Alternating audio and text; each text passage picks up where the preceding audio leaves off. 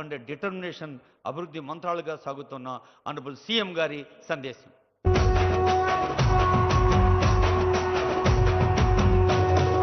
మూడు రంగుల జెండా బట్టి సింగమోలే కదిలినాడు ఒక్కరు కాంగ్రెస్ సూర్యుడు మన రేవంత్ అన్న నిగ్గదీసి అడిగే మునగాడు వీడు భూమిన వానైతాడు బీద సాదల ధైర్యం వీడు దొంగ దొరల భరతం పడతాడు మన రేవంత్ అన్న పేద ఇంటికి పండుగ తెస్తాడు.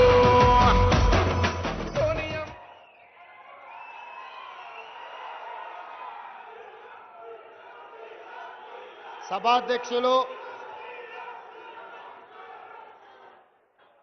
మిత్రులు పాయల శంకర్ గారు, తెలంగాణ రాష్ట్ర ప్రభుత్వం తరఫున 2023 డిసెంబర్ మాసంలో మీరందరూ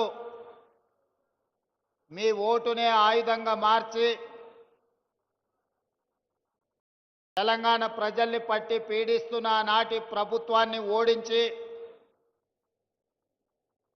మీరండగా నిలబడి ఆశీర్వదిస్తే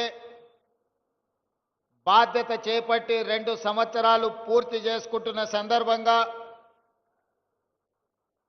ఉమ్మడి ఆదిలాబాదు జిల్లా ప్రజాప్రతినిధులందరూ కలిసి ఈ విజయోత్సవ సభను ఏర్పాటు చేసి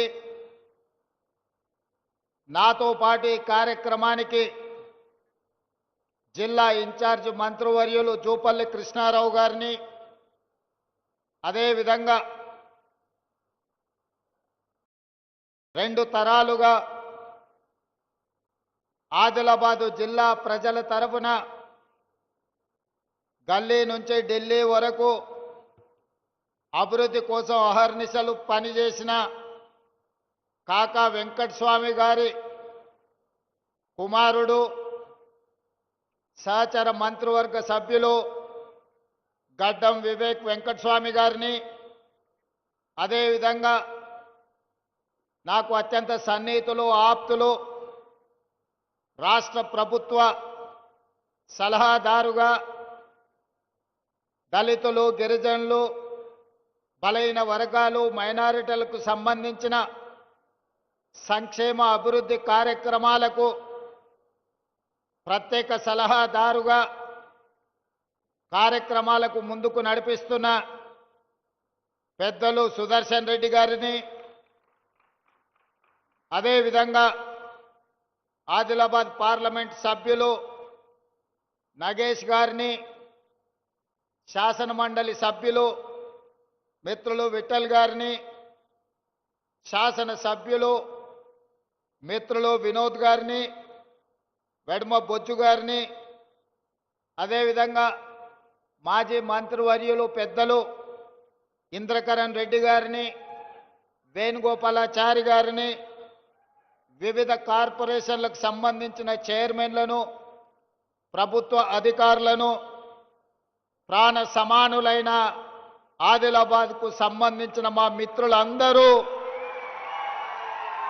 వేలాది మంది తరలి వచ్చి ఈ విజయోత్సవ సభను విజయవంతం చేసినందుకు మనస్ఫూర్తిగా ధన్యవాదాలు, కృతజ్ఞతలు తెలియజేస్తున్నా.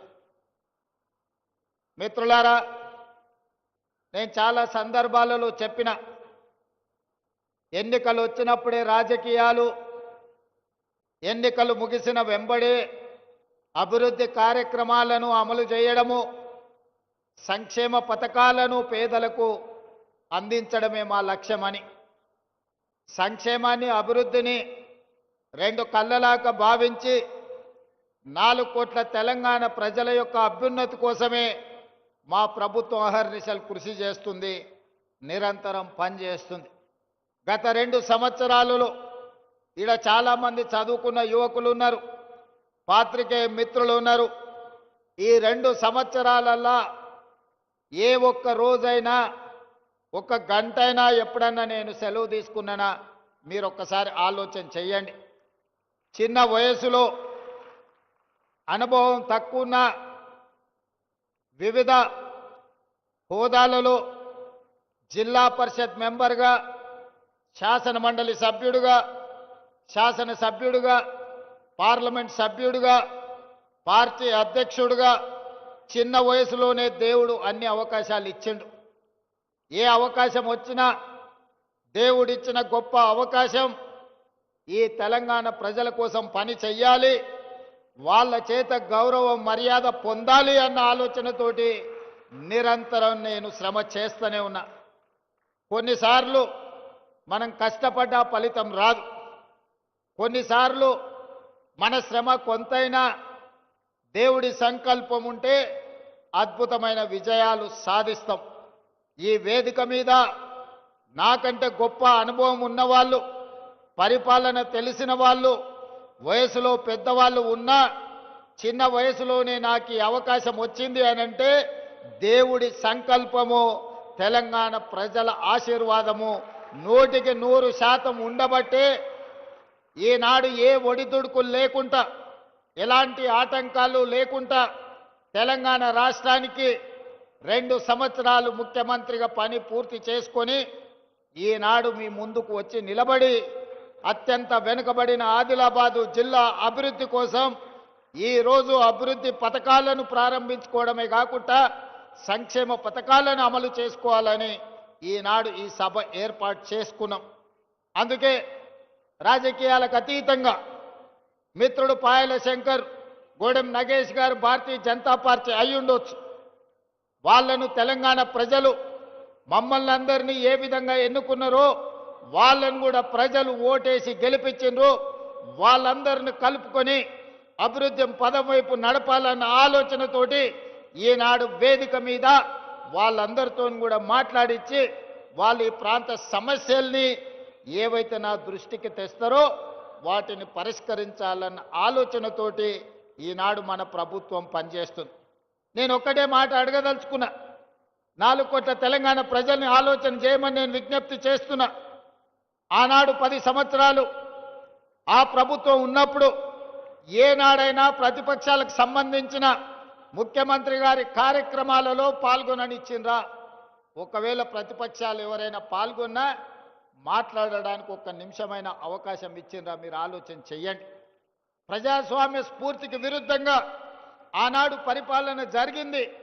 అలాంటి తప్పిదాలు మళ్ళీ జరగొద్దు.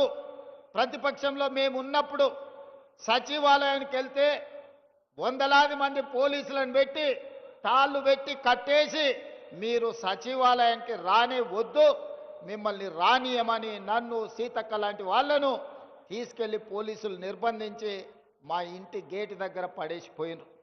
ఇప్పుడు అలాంటి పరిస్థితులు లేవు, అలాంటి పరిస్థితులు రానివ్వద్దు.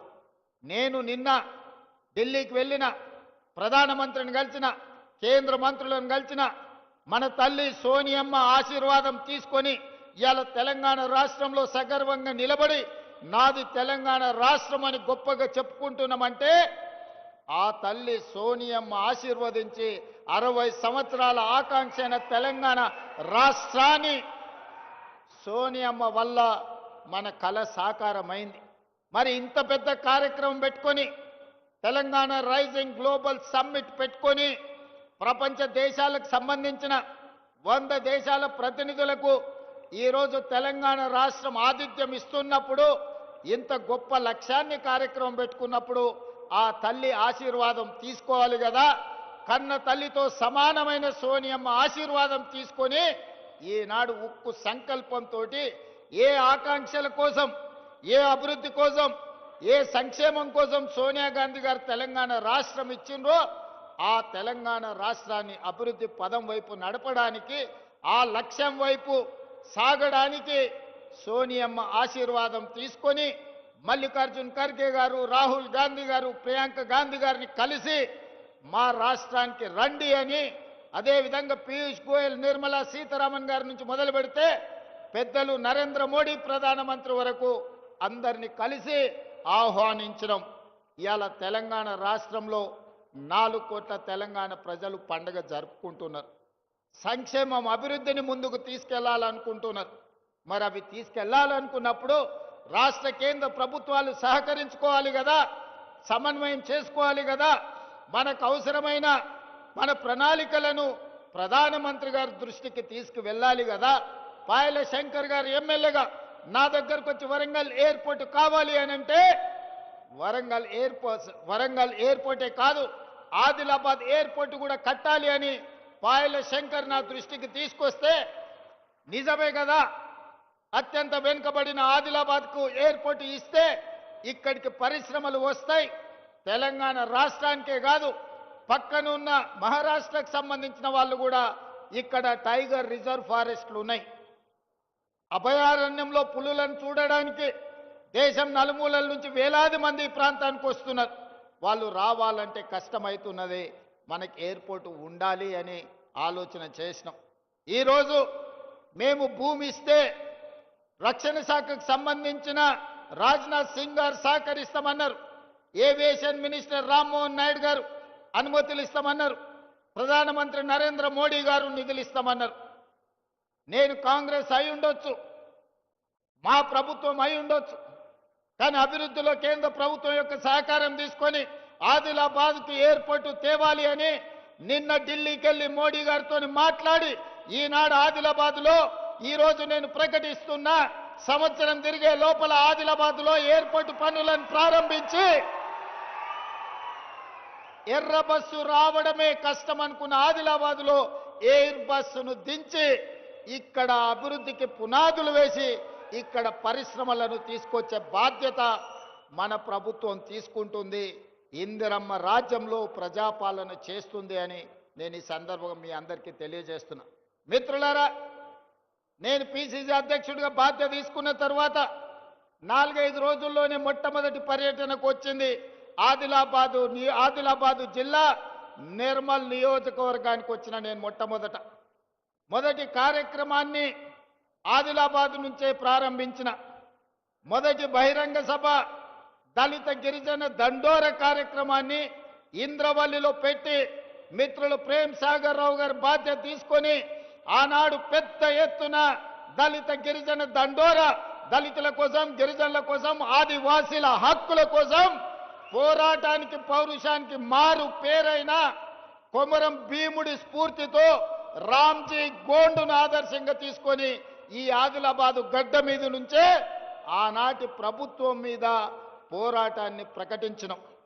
ఆ ఇంద్రవెల్లి స్ఫూర్తిగా 40 సంవత్సరాల పైగా ఆనాడు హక్కుల కోసం ఇంద్రవెల్లి ఆదివాసీలు పోరాటం చేసి ఎంతో మంది నేల కొరిగినరు.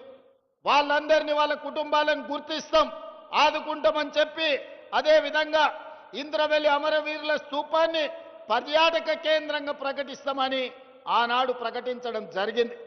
ప్రభుత్వం వచ్చిన తర్వాత మొదటి సంతకం ఇంద్రవెల్లి అమరుల స్తూపాన్ని పర్యాటక కేంద్రంగా ప్రకటించడమే కాకుండా ఆ కుటుంబాలకు ఇందిరమ్మ ఇండ్లు కట్టుకోవడానికి నష్ట పరిహారం ఇవ్వడానికి ఆనాటి అమరులను మన ప్రభుత్వం ఆదుకున్నది. అదే కాకుండా ఆనాడు ప్రేమ్ సాగర్ రావు గారు అన్నారు, మీ పాలమూరు జిల్లాను ఎట్లయితే అభివృద్ధి చేసుకుంటావో మా ఆదిలాబాదును కూడా మీరు దత్తత తీసుకోవాలి, ఆదిలాబాదును అభివృద్ధి చేయాలని మిత్రులు ఆనాడు చెప్పడం జరిగింది. నేను ఈరోజు ఈ వేదిక మీద నుంచి స్పష్టంగా ఆదిలాబాదు బిడ్డలకే కాదు 4 కోట్ల తెలంగాణ ప్రజలకు నేను చెప్పదలుచుకున్నా, 100% అత్యంత వెనుకబడిన ఆదిలాబాదు జిల్లాను అభివృద్ధి చేసే బాధ్యత రాష్ట్ర ముఖ్యమంత్రిగా నేను తీసుకుంటా. రాబోయే 2 నెలల్లో ప్రత్యేకమైన ప్రణాళికలు తీసుకొని ఇక్కడికే వచ్చి ఎంపీ నగేష్ గారు చెప్పినట్టు ప్రతి నియోజకవర్గానికి ఉమ్మడి ఆదిలాబాదు జిల్లా యొక్క అభివృద్ధికి సంబంధించి సమీక్ష సమావేశాలు కలెక్టర్లను వివిధ శాఖల అధికారులను అక్కడికే పిలిపించి రోజు మొత్తం సమీక్ష చేసి మీ సమస్యలకు పరిష్కారం చూపించి మీ అభివృద్ధి పనులకు నిధులను మంజూరు చేసే బాధ్యత నేను తీసుకుంటా. మళ్ళీ తొందరలోనే ఆదిలాబాద్కు వచ్చి అభివృద్ధి మీద సమీక్ష చేస్తా. అదేవిధంగా సాగునీరు ఆనాడు ప్రాణహిత చేవెళ్ల ప్రాజెక్టు 2007-8లో డాక్టర్ వైఎస్ రాజశేఖర రెడ్డి గారు తుమ్మిడేటి నుంచి మొదలుపెట్టి చేవెళ్ల వరకు 16 లక్షల ఎకరాలు 38,500 కోట్ల రూపాయలతోని పనులను ప్రారంభించాడు. దానికి కాక వెంకటస్వామి గారు డాక్టర్ బాబాసాహెబ్ అంబేద్కర్ గారి పేరు పెట్టాలి, ఆదిలాబాద్కు నీళ్లు ఇవ్వాలని ఆనాడు కాక వెంకటస్వామి గారు ప్రయత్నం చేస్తే వైఎస్ రాజశేఖర రెడ్డి గారు డాక్టర్ బాబాసాహెబ్ అంబేద్కర్ ప్రాణహిత చేవెళ్ల ప్రాజెక్టును పనులు ప్రారంభించడమే కాకుండా ఆదిలాబాద్కు నీళ్లు ఇవ్వాలి అని వందలాది కోట్ల రూపాయలు ఖర్చు పెట్టి ప్రాంతంలో పనులు చేసిండ్రు. కానీ తెలంగాణ రాష్ట్రం వస్తే ఈ ప్రాజెక్టులు వేగంగా పనులు అవుతాయి, మీకు నీళ్లు వస్తాయని మేము అనుకున్నాం. పాపం ఒక పెద్దాయన రూపంలో మీకు దయ్యమై పట్టిండు, మీ ప్రాజెక్టును కాలగర్భంలో కలిపిండు. ఆయన ఉద్దేశమేందో దురుద్దేశమేందో నాకు తెలియదు. పేరు మార్చిండు, ఊరు మార్చిండు, అంచనాలు మార్చిండు. పేరు కాళేశ్వరమైంది, ఊరు ఇంకెక్కడికో పోయింది. అంచనాలు 1,50,000 కోట్లయినాయి. 10 ఏళ్ళు తిరిగే లోపల 1,00,000 కోట్లు ఖర్చు పెట్టిండు. కాళేశ్వరం కడితే 3 ఏళ్లలోనే కూలేశ్వరం అయిపోయి కూలిపోయింది. ఆదిలాబాద్కు మాత్రం చుక్క నీరు రాలే. ఆయన ఇంట్లో కనక వర్షం కురిసింది తప్ప మన భూముల్లో బీడు భూముల్లో చుక్క నీరు రాలే. అందుకే ఇవాళ ఈ వేదిక మీద నుంచి స్పష్టంగా మీ అందరికి మాట ఇవ్వదలుచుకున్న మిత్రులు నగేష్ గారికి, శంకర్ గారికి కూడా విజ్ఞప్తి చేస్తున్నా. ఆనాడు ఉమ్మడి రాష్ట్రంలో 148 మీటర్ల ఎత్తుకు అనుమతి ఇచ్చిండ్రు. కానీ ఆనాటి ప్రభుత్వం 152 మీటర్ల ఎత్తుకు అనుమతిస్తే ఆదిలాబాద్లో పెద్ద ఎత్తున సాగునీరు అందించవచ్చని ప్రణాళికలు ఉన్నాయి. దానికి కొంత మహారాష్ట్ర ప్రభుత్వం అభ్యంతరం పెట్టింది. ఆ తర్వాతి కాలంలో 150 మీటర్లకు అనుమతి ఇవ్వడానికి సూత్రప్రాయంగా మహారాష్ట్ర ప్రభుత్వం ఒప్పుకున్నది. కానీ తెలంగాణ ప్రభుత్వమే ఆనాడు పెడచెవిన పెట్టింది. తుమ్మిడేటి దగ్గర ఉండాల్సిన ప్రాజెక్టు తరలిపోయి చిన్న కాళేశ్వరం, మేడిగడ్డ, అన్నారం, సుందిళ్ల పేరు మీద ఎక్కడికో కిందికి తరలిపోయింది. కరీంనగర్ జిల్లాలో నిర్మాణం జరిగింది. అదైనా మంచిగా జరిగిందా అంటే 1,00,000 కోట్లు ఈరోజు గోదావరి పాలైపోయినాయి, గోదావరిలో కొట్టుకపోయినాయి. పాపం ఊరికే పోదు అన్నట్టు ఈరోజు ఎన్ని బాధలు పడుతుర్రో సూరు. సొమ్ము వచ్చిన తర్వాత సొంత పిల్లలే కత్తులతో పొడుచుకుంటారు. ఎప్పుడైనా అక్రమ సంపాదన, అన్యాయపు సొమ్ము వస్తే కుటుంబంలో కూడా ప్రశాంతత ఉండదు. ఇవాళ కండ్లతో చూస్తున్నాం.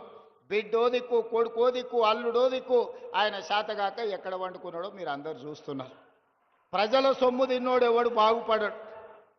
ఇవాళ ప్రజలకింత చేస్తే మనం ఏదన్నా దాంట్లో బుక్క తిన్నామంటే అర్థం ఉంది. కానీ ప్రజలందరినీ ఎండబెట్టి పండబెట్టి ఉన్నదంతా మనమే తింటే నాది నాదే, నీది కూడా నాదే అన్నాడు చరిత్రలో ఎవ్వడు బాగుపడ్డాడు లేడు. ఇవాళ నడుస్తున్న చరిత్ర కూడా అదే. ఇవాళ పైసల పంచాయతీ తప్ప వాళ్ళ ఇంట్లో ఇంకో పంచాయతీ లేదు. అందుకే ఈరోజు 150 మీటర్ల ఎత్తున ప్రాణహిత చేవెళ్ల తుమ్మిడిఏటి దగ్గర ప్రాజెక్టు కట్టాలి అని మా సాగునీటి పారుదల శాఖ మంత్రి ఉత్తమ్ కుమార్ రెడ్డి గారికి ఆదేశాలు ఇవ్వడం జరిగింది. ప్రాజెక్టును అంచనా వేయడానికి నిన్న మొన్ననే టెండర్లు పిలిచినాం. దీనికి సంబంధించి తొందరలోనే ఆదిలాబాద్ జిల్లా వ్యవసాయ భూములకు మీ గోదావరి జలాలను తరలించి ప్రతి ఎకరాకు నీళ్లు ఇవ్వాలి అన్న లక్ష్యంతో తుమ్మిడిఏటి దగ్గర ప్రాణహిత చేవెళ్ల ప్రాజెక్టును మళ్ళీ కడతాం. ప్రారంభోత్సవానికి, పనుల ప్రారంభోత్సవానికి తిరిగి నేను వస్తా అని తెలియజేస్తున్నా. ఆనాటి నిర్లక్ష్యాన్ని సరిదిద్ది ఈనాటి ఆదిలాబాదుకు సాగునీరును అందించి ఈ ప్రాంత రైతాంగాన్ని ఆదుకునే బాధ్యత ప్రజాపాలన ఇందిరమ్మ రాజ్యం తీసుకుంటుంది. దానికి మా ఎంపీ గారు, ఎమ్మెల్యే గారి సహకారం, పక్కనున్న మహారాష్ట్రలో బీజేపీ ప్రభుత్వం ఉంది. మా మిత్రులకు పెద్ద ఎత్తున ఢిల్లీలో పరపతి ఉంది. వాళ్ళ పరపతి కొంత వాడితే మన ప్రాజెక్టులకు అనుమతి వస్తుంది. ఎంబడే పనులను ప్రారంభించుకుందాం. ఎంత ఖర్చైనా ప్రాణహిత చేవెళ్ల తుమ్మిడిఏటి దగ్గర కట్టి ఆదిలాబాదు జిల్లాకు నీళ్ళు ఇచ్చే బాధ్యత మన ప్రభుత్వం తీసుకుంటుంది. అదేవిధంగా సిమెంట్ కార్పొరేషన్ ఆఫ్ ఇండియా ఆధ్వర్యంలో ఉన్న సిమెంట్ కంపెనీ మూతబడ్డది. ఈ ప్రాంతంలో అపారమైన సున్నపు గనులు ఉన్నాయి. ఇక్కడ సిమెంట్ కంపెనీ పెడితే బ్రహ్మాండంగా నడుస్తుంది. కేంద్ర ప్రభుత్వంతో మాట్లాడి తొందరలోనే ప్రైవేట్ పెట్టుబడిదారులను తీసుకొచ్చి ఇక్కడ పెద్ద ఎత్తున సిమెంట్ కంపెనీని మళ్ళీ ప్రారంభింపజేసి ఈ ప్రాంతంలో ఉండే నిరుద్యోగ యువకులకు వేలాది మందికి ఉద్యోగ ఉపాధి అవకాశాలు కల్పించి వ్యాపార కేంద్రంగా ఆదిలాబాదును తీర్చిదిద్దే బాధ్యత మన ప్రభుత్వం తీసుకుంటుంది. మీకు సిమెంట్ పరిశ్రమను ప్రారంభించే విధంగా మన ప్రభుత్వం చర్యలు చేపడుతుంది. అదేవిధంగా విద్య, నేను మొదటి నుంచి కూడా నేను చెప్తున్నా, ఎక్కడైతే ఎడ్యుకేషన్, ఎక్కడైతే ఇరిగేషన్ ఉంటుందో, ఎక్కడైతే కమ్యూనికేషన్ ఉంటుందో ఆ ప్రాంతం అభివృద్ధి చెందుతుంది. ఆదిలాబాదును ఎడ్యుకేషన్ విషయంలో, ఇరిగేషన్ విషయంలో, కమ్యూనికేషన్ విషయంలో ఖచ్చితంగా ప్రభుత్వం లక్ష్యం పెట్టుకొని ముందుకు వెళ్తుంది. Young India integrated residential schools ఇచ్చిన మీ ఐటీఐలను వివేక్ వెంకటస్వామి గారు ఏటీసీలుగా అడ్వాన్స్డ్ టెక్నాలజీ సెంటర్లుగా మార్చిన, మీకు మెడికల్ కాలేజీలు ఇచ్చిన, ఈనాడు ఎంతో కాలం నుంచి పెండింగ్ ఉన్న యూనివర్సిటీ ఆదిలాబాద్కి ఇవ్వాలన్నారు. మొన్నటి వరకు ఖమ్మంలో కూడా లేదు. అందుకే ఖమ్మంకు డాక్టర్ మన్మోహన్ సింగ్ గారి పేరు మీద ఎర్త్ సైన్సెస్ యూనివర్సిటీని ఇచ్చి 3 రోజుల క్రితం ప్రారంభించుకోవడం జరిగింది. తప్పకుండా వచ్చే సమీక్ష తర్వాత ఆదిలాబాద్కు యూనివర్సిటీని ఇచ్చే బాధ్యత మా ప్రభుత్వం తీసుకుంటుంది. సమన్వయం చేసుకోవడానికి సుదర్శన్ రెడ్డి గారికి సూచన చేస్తున్నా, అందరితోని మాట్లాడి ఎక్కడ యూనివర్సిటీ ప్రారంభించాలనో కూడా స్థలాన్ని సేకరించండి. మా శంకర్ ఆదిలాబాద్ అంటాడు, మా బొజ్జు ఖానాపూర్ అంటాడు, మా ప్రేమ్ సాగర్ రావు గారు మంచిర్యాల అంటాడు. ఇంకా మా వివేక్ అన్న, మా వినోద్ అన్న మళ్ళీ ఎక్కడంటారో తెలియదు. జిల్లాకి ఎన్నిక నాకు అభ్యంతరం లేదు. ఇక మీరు తలా ఓ దిక్కు కూలితే నాకు కష్టం అవుతుంది. మీరు అందరు కలిసి ఒక అభిప్రాయానికి రాండి. నాకైతే ఇంద్రవెల్లిలో కడితే బాగుంటుందని అనిపిస్తుంది. నా మనసుకైతే ఆడ బావోజీ ఆడ జాతర ఉన్నది, నాగోబా జాతర, అక్కడ ఇంద్రవెల్లిలో కడితే మంచిగా ఉంటుంది. అక్కడికి వచ్చేటోళ్ళు ఉంటారు. ఇంద్రవెల్లి యూనివర్సిటీ అని పెట్టుకుంటే చరిత్రలో కూడా గొప్ప పేరు ఉంటుంది. కొమరం భీముడి పేరు పెట్టుకుంటే ఇంకా గొప్పగా ఉంటుంది. మరి మీరందరూ, ఇది నా సూచన మాత్రమే, నా నిర్ణయం కాదు. ఇక మళ్ళీ ముఖ్యమంత్రి గారు నిర్ణయం తీసుకున్నాక మళ్ళీ మమ్మల్ని ఎందుకు అడుగుతున్నారు అని అంటారు ఎవరన్నా. నేను సూచనే చేస్తున్నా, మీరు అందరూ కూర్చొని ఒక కొలిక్కి రాండి. ఆదిలాబాద్కు యూనివర్సిటీ ఇచ్చే బాధ్యత నాది. అనుమతించేది నేను, కానీ ఎక్కడ పెట్టుకోవాలనేది ఇక మీరే కూర్చొని మాట్లాడుకోరా. మళ్ళీ ఆ పంచాయతీలకు మాత్రం నన్ను లాగకండి. మీకు యూనివర్సిటీ ఇచ్చి మన పిల్లల్ని చదువుకునేటట్టు, చదువుకున్న వాళ్ళకు ఉద్యోగాలు ఇప్పించే బాధ్యత నాది. అదేవిధంగా తెలంగాణ ఉద్యమం అంటేనే నిరుద్యోగ సమస్య. నీళ్లు, నిధులు, నియామకాలు అన్నారు. మరి నియామకాలు ఎవరికి వచ్చినాయో మీకు తెలుసు. వాళ్ళ ఇంట్లో ఎంతమందికి ఉద్యోగాలు వచ్చినాయో తెలంగాణ వచ్చినాక మీరే చూసారు, నాకంటే ఎక్కువ. మరి ప్రజలకు రాలే. అందుకే 10 ఏళ్ళు ఖాళీలుగా ఉన్న ఉద్యోగాలను భర్తీ చేయాలని వచ్చిన సంవత్సరం నుంచే, వచ్చిన రోజు నుంచే మొదలుపెట్టి సంవత్సరం తిరిగే లోపల తెలంగాణ రాష్ట్ర ప్రభుత్వంలో 60,000 ఉద్యోగ నియామకాలు చేపట్టి ఎల్బీ స్టేడియంలోనే ప్రజల సాక్షిగా 61,000 మందికి నియామక పత్రాలు ఇచ్చినాం. గ్రూప్ 1లో మనం ఉద్యోగాలు ఇస్తే 15 ఏళ్ల నాటి ప్రభుత్వం నియామకాలు చేపట్టలే. నేను ప్రక్షాళన చేసి తెలంగాణ పబ్లిక్ సర్వీస్ కమిషన్ పెద్ద ఎత్తున పారదర్శకంగా పరీక్షలు నిర్వహించి 563 మంది గ్రూప్ 1 అధికారులను ఆనాడు సెలెక్ట్ చేస్తే కోట్ల రూపాయలు ఇచ్చి కొనుక్కున్నారని పేదోళ్ళ పిల్లల్ని, వాళ్ళ చదువులను వాళ్ళని అవమానించారు. అందుకే కోర్టుకెళ్ళి తప్పుడు ఆరోపణలు కొట్టేపిచ్చి ఈరోజు 562 మంది గ్రూప్ 1 అధికారులను తెలంగాణను అభివృద్ధి చేయడానికి, తెలంగాణ పునర్నిర్మాణంలో భాగస్వాములు చేయడానికి వాళ్ళకు ఉద్యోగాలు ఇచ్చినాం. గ్రూప్ 2లో దాదాపుగా 785 మందికి ఉద్యోగ నియామక పత్రాలు ఇచ్చినాం.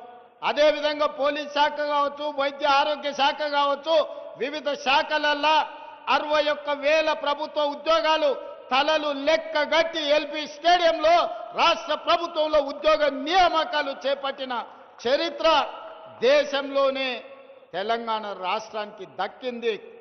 ఇవి సరిపోతాయంటే సరిపోవు. రాబోయే రోజుల్లో ఇంకో 40,000 ప్రభుత్వ ఉద్యోగ నియామకాలకు ప్రక్రియ చేపట్టి ఈ సంబరాలు ముగిసిన వెంటనే సమీక్ష చేసి ఇంకో 40,000 ఉద్యోగాలు, మొత్తం 1,00,000 ప్రభుత్వ ఉద్యోగ నియామకాలు చేపట్టి మా నిరుద్యోగ యువకులకు ఊర్ల సర్పంచులు, వార్డు మెంబర్లు, ఎన్నికలు, రాజకీయాలను తిరగకండి. పోటీ పరీక్షలకు తయారు కాండి. మీరు అధికారులు కావాలి, మీరు డాక్టర్లు, లాయర్లు, ఇంజనీర్లు కావాలి, మీరు ఐఏఎస్లు, ఐపీఎస్లు కావాలి, తెలంగాణ రాష్ట్ర పునర్నిర్మాణంలో భాగస్వాములు కావాలి. అప్పుడే మీ అన్న రేవంత్ అన్న సంతోషంగా ఉంటాడు. మా యువకులు చదువుకొని తెలంగాణ రాష్ట్రానికే కాదు దేశ స్థాయిలో ఐఏఎస్లు, ఐపీఎస్లై ఏ రాష్ట్రానికి పోయినా నాది తెలంగాణ, నేను తెలంగాణ నుంచి ఐఏఎస్ అయి మధ్యప్రదేశ్, మహారాష్ట్ర, రాజస్థాన్, గుజరాత్ ప్రతి రాష్ట్రంలో మన పిల్లలు ఐఏఎస్లు, ఐపీఎస్లు కావాలన్నదే నా లక్ష్యం. అందుకే బాగా చదువుకోండి. మీకు స్కాలర్షిప్లు ఇచ్చే బాధ్యత, మీకు చదువుకోవడానికి పాఠశాలల నుంచి యూనివర్సిటీల వరకు ఇచ్చే బాధ్యత, మిమ్మల్ని ప్రోత్సహించే బాధ్యత ఈ ప్రభుత్వం తీసుకుంటుంది. ఇక మా అక్కలు, ఆడబిడ్డలు అంతకుముందు సంఘాలు ఒకప్పుడు గొప్పగుండే, మధ్యలో ఆయన గారు మొత్తం దివాలా తీపిచ్చిండు. మా అక్కల్ని అందరిని ఒక దగ్గర కూర్చోబెట్టకుండా ఆడాడ కూర్చోబెట్టిరా మీరందరూ. వాళ్ళందరూ ఒక్క దగ్గర ఉంటే జరసేపు వాళ్ళతో మాట్లాడేటోళ్ళని. అంతకుముందు మా అక్కలు అమ్మగారింటికి పోవాలన్నా, అమ్మవారిని దర్శించుకోవాలన్నా, జోగులాంబ జాతర పోవాలన్నా, భద్రాద్రి రాములవారి దగ్గరికి పోవాలన్నా, లేకపోతే యాదగిరిగుట్ట లక్ష్మీ నరసింహస్వామిని దర్శించుకోవాలన్నా ఇంటి ఆయన దగ్గర నన్ను చేయి చాపాలి, లేకపోతే కన్న కొడుకు దగ్గర నన్ను చేయి చాపాలి. వాళ్ళు ఇస్తే ఇచ్చినట్టు, ఇవ్వకపోతే మనసులో దుఃఖం ఉండేది, బయటికి చెప్పుకునే పరిస్థితి లేకపోయేది. దసరాకు అడిగితే ఉగాది కోదులే అనేటోళ్ళు. కానీ ఇవాళ మా అక్కలు చెప్పాలి, మీ తమ్ముడు, మీ అన్న రేవంత్ రెడ్డి ముఖ్యమంత్రి అయినాక ఏ బస్సులన్నా మిమ్మల్ని ఒక్క రూపాయి అడిగినరా అక్క? అడిగినరా? మా ఆడపిల్లలు చెప్పాలి. ఒక్క రూపాయి టికెట్ అన్న పెట్టిరా? 8,100 కోట్ల రూపాయలు ఈ 2 ఏళ్లలో మీ బస్సు కిరాయి పైసలు ఈ ఇందిరమ్మ ప్రభుత్వం కట్టింది. ఆడబిడ్డలకు బస్సులో ఉచిత ప్రయాణం ఇచ్చినాం. బస్సులో ఉచిత ప్రయాణమే కాదు, 1000 బస్సులకు మా అక్కలు నడిచేయుతుంది, 1000 బస్సులకు మా ఆడబిడ్డలను యజమానులను చేసినాం.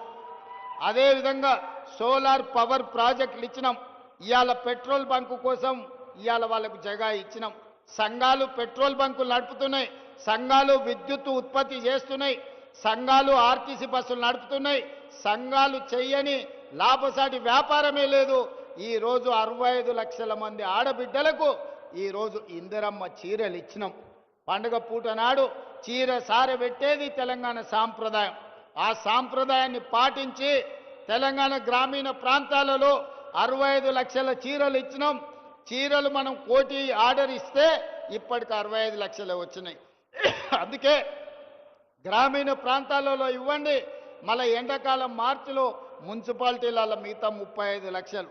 అందుకే ఈనాడు 1 కోటి మంది ఆడబిడ్డలకు 1 కోటి చీరలు పంచడమే కాదు, 1 కోటి మంది ఆడబిడ్డలను రాబోయే 10 ఏళ్లలో కోటీశ్వరులను చేసి నగదు మా ఆడబిడ్డల చేతుల్లో ఉంటే ఆ కుటుంబం గౌరవం ఉంటుంది, ఆ కుటుంబంలో పిల్లలు చదువుకుంటారు, ఆ ఇంటి మర్యాద నిలబడుతుంది. అందుకే ఆడబిడ్డల్ని కోటీశ్వరులను చేసే బాధ్యత మా ప్రభుత్వం తీసుకున్నది. ఆడబిడ్డలు ఆశీర్వదించారు కాబట్టే ఈరోజు రాష్ట్రం సుభిక్షంగా ఉంది. వానలు అవసరం, అడిగిన దానికంటే ఎక్కువ వర్ణదేవుడు మనకు నీళ్ళు ఇచ్చాడు. 2 ఏళ్లలో ఎప్పుడైనా వర్షం ఇంతగానం చూసిర్రా? ఎక్కడ ఆడబిడ్డలు సంతోషంగా ఉంటారో అక్కడ పాడి పంటలు సమృద్ధిగా పండుతాయని పెద్దలు చెప్పారు. ఇవాళ తెలంగాణ రాష్ట్రంలో ఆడబిడ్డలు సంతోషంగా ఉన్నారు కాబట్టే మన రాష్ట్రంలో వర్షాలు సమృద్ధిగా ఉండి ఈరోజు పంటలు పండుతున్నాయి. దేశంలోనే వరి పంట మొదటి స్థానంలో తెలంగాణ రాష్ట్రం నిలబడింది. పండించిన పంట నాడు ఊరేసుకుంటే ఊరేసుకున్నట్టే ఆయన అన్నాడు. చివరి గింజ వరకు నేను కొంటాను, సన్న ఒడ్లు పండించండి, 500 బోనస్ ఇస్తాని ఇవాళ రైతులు పండించిన సన్న ఒడ్లకు 500 రూపాయల బోనస్ ఇచ్చినాం. మరి ఆ సన్న ఒడ్లు ఎక్కడికి పోయినాయి? దొడ్డు బియ్యంతో తినలేక పశువులకు దాన పెడుతుంటే ఇవాళ సన్న బియ్యం ఇస్తే మా అక్కలు, మా చెల్లెళ్ళు, మా అమ్మలు కన్న పిల్లలకు బుక్కెడు బువ్వ ఈరోజు సన్న బియ్యంతో తినిపించుకుంటున్నారంటే రైతులు పండించిన సన్న ఒడ్లు బియ్యంగా మార్చి పేదోళ్ళకు పంచినాం. 3,10,00,000 మంది ఇవాళ తెలంగాణ రాష్ట్ర ప్రభుత్వం అందిస్తున్న సన్న బియ్యం అందుకుంటున్నారు. 3,10,00,000 మంది ఇవాళ ప్రభుత్వం అందించే సన్న బియ్యంతో బువ్వ తింటున్నారు. ఇంతకంటే సంతోషం ఏమన్నా ఉంటుందా? మీరు ఒక్కసారి ఆలోచన చెయ్యండి. అందుకే ఇవాళ మా ఆడబిడ్డలను అన్ని రకాలుగా గౌరవించాలి, అన్ని రకాలుగా అవకాశాలు ఇవ్వాలి. ఆడబిడ్డల్ని సంతోషంగా ఉంచాలి, మా నిరుద్యోగ యువకులకు ఉద్యోగాలు ఇవ్వాలి, మా రైతులు పండించిన పంటకు గిట్టుబాటు ధర ఇవ్వాలి, ప్రతి పంట ప్రతి గింజ కొనాలి అని ఇంతకు ముందే మా శంకర్ చెప్పిండు. సోయాబీన్ కొనాలి, జొన్నలు కొనాలి, మిగతావి కూడా కొనాలి అని. తప్పకుండా వాటికి సంబంధించి ఆలోచన చేస్తాం. ఇంకా మావాడు నకలు చిట్టీలు అందిస్తూనే ఉన్నారు రా నాయన, ఇదో పెద్ద కష్టమే ఉన్నది. చూస్తా, ఈ అన్నిటినీ తప్పకుండా పరిశీలిస్తాం. ఈ కొరాట చెనాక ప్రాజెక్టు గురించి కూడా ఇప్పుడు ఎలక్షన్ కోడ్ ఉండి ఇయ్యలే, చిన్న చిన్న పనులు పెండింగ్ ఉన్నాయి. తప్పకుండా తొందరలోనే ఆ ప్రాజెక్టు పనులు పూర్తి చేసి ప్రారంభించుకొని జాతికి అంకితం చేస్తాం. వీకర్ సెక్షన్స్ కు సంబంధించిన కాలనీ గురించి చెప్తా ఉన్నాడు. అదేందో కలెక్టర్ గారికి వేదిక మీద నుంచి ఆదేశాలు ఇస్తున్నా. ఇన్ఛార్జ్ మంత్రి గారు సమీక్ష చేసి ఈ విషయాన్ని కూడా నా దగ్గరికి తీసుకురా అన్నాడు. జర్నలిస్టు మిత్రుల గురించి కూడా మా ఎమ్మెల్యే గారు చెప్తున్నారు. దాన్ని కూడా ఏం సంగతో ఒక్కసారి మీరు చూడండి. అందుకే ఇవాళ మీరందరూ పెద్ద ఎత్తున వచ్చి ఈ ప్రభుత్వాన్ని ఆశీర్వదించరు. చివరగా ఒక్క మాట చెప్పదలుచుకున్నా. సర్పంచ్ ఎన్నికలు జరుగుతున్నాయి గ్రామాలలో. నోరు మంచిదైతే ఊరు మంచిది అంటారు. నోరు మంచిది, మంత్రులతోని కలిసి పనిచేసేటోళ్ళని సర్పంచులుగా చేసుకోరు.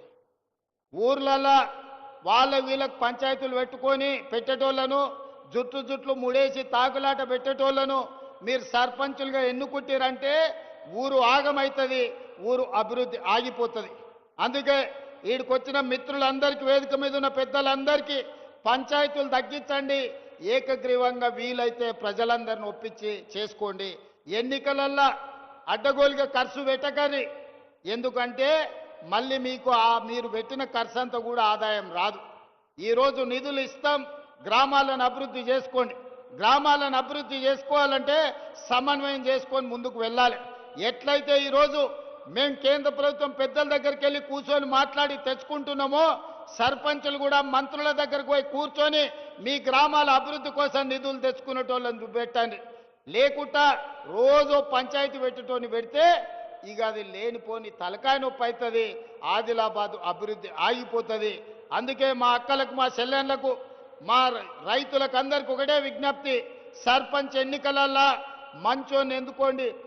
ఒకవేళ బుద్ధిమంతుడని మీరు సర్దిగాడితే వాడు పోయి బొడ్రాయి కాడ కూర్చొని భోంచేసి మళ్ళొచ్చి ఇంకేం పెడతామని అడిగిందంటే నిండా మునుగుతారు. మంచోన్ని చేర్చుకోరి సర్పంచులుగా.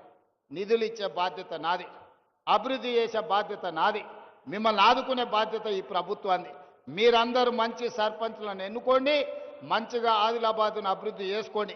మీ సాగునీటి ప్రాజెక్టులు కానీ, మీ విద్యాలయాలు కానీ, మీ పరిశ్రమలు కానీ, మీ ఎయిర్పోర్టు కానీ, ఈ ప్రాంతానికి సంబంధించిన అన్ని పనుల మీద ప్రత్యేకమైన దృష్టి పెడతా, సమన్వయం చేసుకుంటా.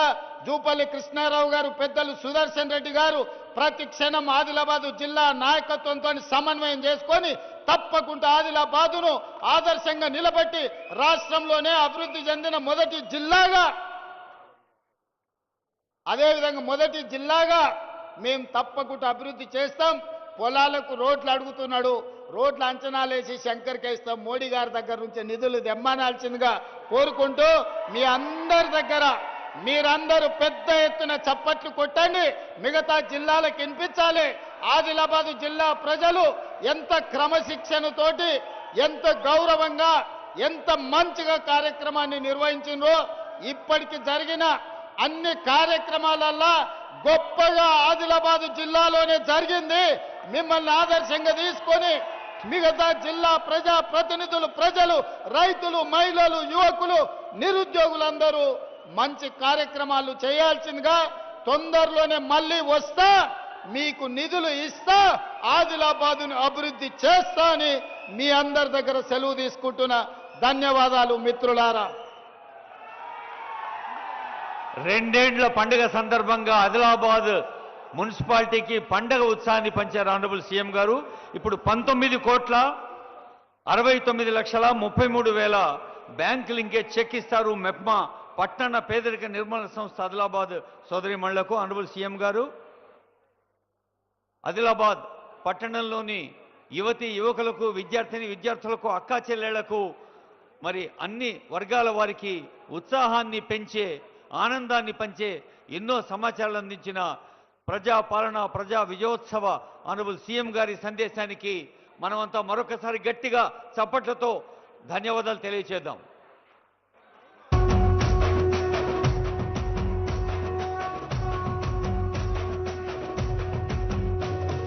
మూడు రంగుల జెండా బట్టి సింగమోలే కదిలినాడు ఒక్కరో కాంగ్రెస్ సూర్యుడు మన రేవంత్ అన్న నిగ్గదీసి అడిగే మొనగాడు వీడు భూమిన వానైతాడు పిదసాదల ధైర్యం వీడు దొంగ దొరల భరతం పడతాడు మన రేవంత్ అన్న పేద ఇంటికి పండుగ తెస్తాడు సోనియమ్మ దివెనతోని రాహులన్న సైనికుడయ్యి పెద్ద కొడుకై యుద్ధం చెయ్య సిద్ధమాయే రేవంత్ అన్న మూడు రంగుల జెండా బట్టి సింగమోలే కదిలినాడు ఒక్కరో కాంగ్రెస్ సూర్యుడు మన రేవంత్ అన్న నిగ్గదీసి అడిగే మొనగాడు